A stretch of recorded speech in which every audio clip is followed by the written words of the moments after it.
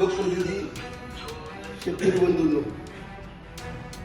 आज खऱ्या अर्थानं आपल्या राजांचा हा जन्मोत्सव आहे आणि जन्मोत्सवाच्या निमित्तानं आपण या ठिकाणी भेटी घेतली.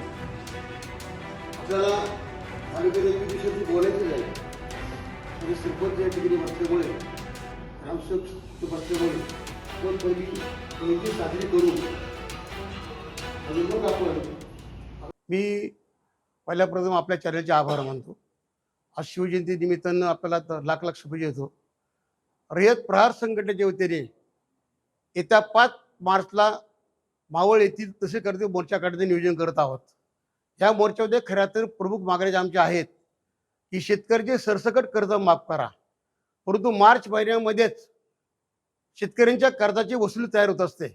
मी या माध्यमातून आपल्याला आवाहन करतो, शेतकऱ्याला बांधवाला आवाहन करतो की आपण कुणीही मार्चमध्ये आपल्या कर्जाचे पैसे फेडू नका आणि कर्ज फेडण्यासाठी कुणाकडे व्याजाने पैसे घेऊ नका. कारण सरकारने निर्णय घेतलेला आहे की 30 जूनपर्यंत तुमचं कर्ज माफ करतो.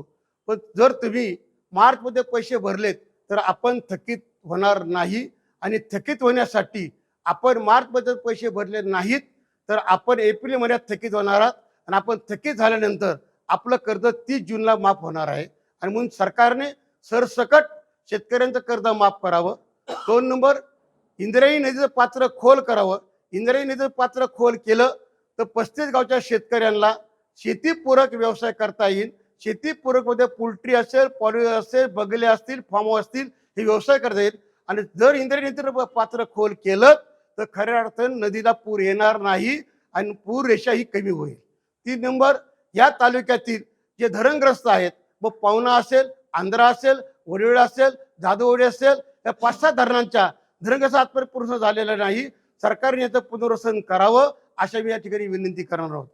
चौथी मुद्दा या ठिकाणी की जे धरणप्रवण गाव आहेत मावळ तालुक्यातील जी 11 गाव आहेत, ती 89ला भाजे इथं मोठा हादसा झाला.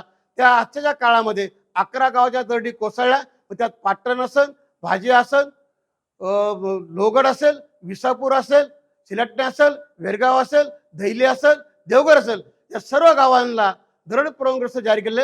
त्याला गावठाणाचा विस्तार करून त्यांना गावठाणं द्यावीत ही या ठिकाणी विनंती करत आहोत. अशा बऱ्याचशा मागण्या घेऊन आम्ही येत्या 5 मार्चला वडगाव तहसीलवरती प्रचंड संख्येने शेतकऱ्याचा भव्य देव मोर्चा करत आहोत. म्हणून शेतकरी बांधवांना आवाहन करतो मावळाच्या की आपण सर्वांनी या मोर्चामध्ये बहुसंख्येने विविध मागण्यांसाठी आपण सामील व्हावं. त्याचबरोबर या ठिकाणी आपण गाव पांधन रस्ता मुक्त करा.